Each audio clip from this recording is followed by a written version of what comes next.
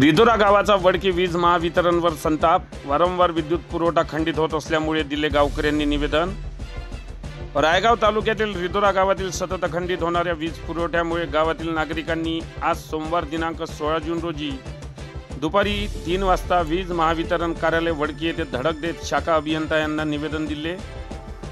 वारंवार खंडित वीज पुरवठ्यामुळे रिधोरा येथील विद्युत उपकरणे, लहान मुलांना होणारा त्रास तसेच वयोवृद्ध नागरिकांना होणारा त्रास, गावातील शेतकऱ्यांच्या ऑनलाईन कामामध्ये येणाऱ्या अडचणी यामुळे नागरिक वैतागले आहे।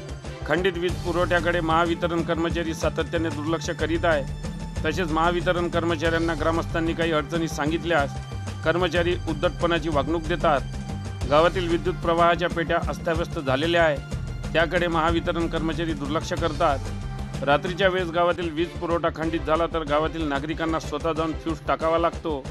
आपल्या जीवावर बेतून ही सर्व कामे या नागरिकांना करावी लागतात। यामध्ये काही जीवितहानी झाल्यास याला जबाबदार कोण, या सर्व बाबींचा आढावा घेऊन त्वरित यावर कारवाई करावी, अन्यथा आंदोलन करण्याचा इशारा रिधोरा गावातील नागरिकांनी वीज महावितरण वडकी यांना निवेदनाद्वारे दिला आहे। यावेळी गावातील सरपंच उमेश गोरकार, अमोल गोरकार, सागर निरगुडवार, गोपीचंद वाडई, मयूर पंडिले, सुमित मेघरे, गणेश गोळकार, विवेक तोडासे, शुभम येरने, नयन आदे, गणेश गाताडे, प्रमोद किनेकार, वृषिल शेंडे, सुरेश गाऊत्रे, विकास पंडिले, संस्कार गाऊत्रे, चंद्रशेखर लेनगुरे इत्यादी गावातील नागरिक उपस्थित होते।